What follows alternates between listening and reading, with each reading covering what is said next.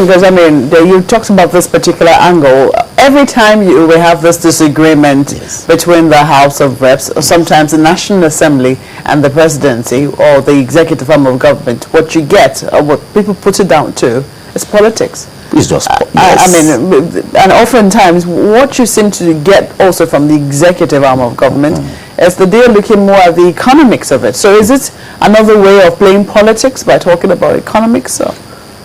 Actually, when you... What's your take on it? Beautiful. When you speak on the issue of governing a people and then providing for their welfare, now you cannot remove from it contention for power. Now, the National Assembly contends for power to have the upper hand in determining the input into the budget, the revenue expenditure, and how these expenditure are laid out. For example, the siting of projects, for example, the building of roads and of bridges.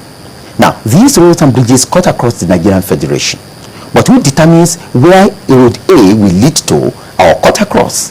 Is it not going to be the politicians? For example, if you decide to build 6,000 kilometers of roads, and the 6,000 kilometers of road are concentrated, for example, in the northwestern part of Nigeria, is it not likely that politicians in the southeast, southwest, northwest, northeast will combine to ensure that the inclusion of that project is not approved unless the 6,000 is reduced in favor of their own area?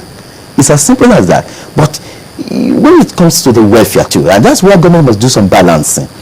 Balancing in the interest, the ultimate interest of the welfare of the people is to ensure that whereas certain constituency projects, for example, are deliberately, tactically included in the budget, then the government can just make way for some other projects to be done purely on economic reasons, on economic rationality purposes. So there are certain projects we must just do for political expediency. The reason I ask this question is more on the benchmark price. I mean, because oftentimes what you get, especially the House of Representatives, you find them constantly, you know, is it against the executive arm of government, and people have always, most times, put it down to politics, that it would seem that if the presidency or the executive arm of government is going one way, it would seem that the House of Reps has made it their duty to go the other way, so to speak.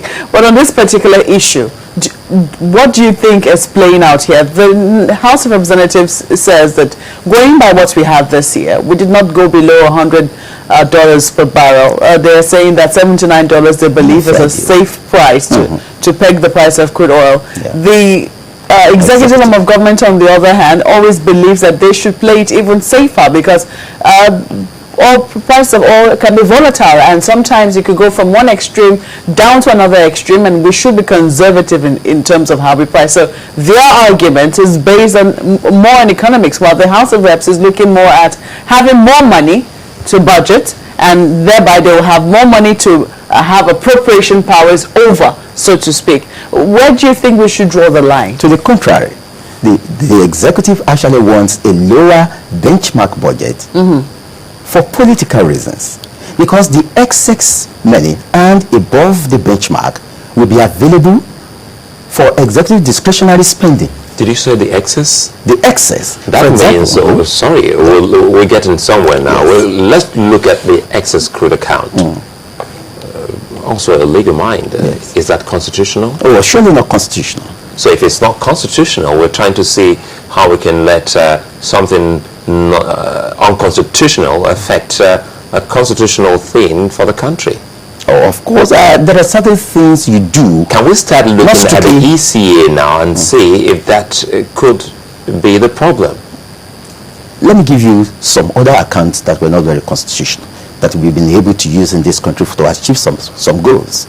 Joint venture cash calls, JVCC, investing 1% of the federal budget in Abuja, and some other accounts, we call it stabilization accounts. All these accounts are clearly unstatutory, illegal accounts.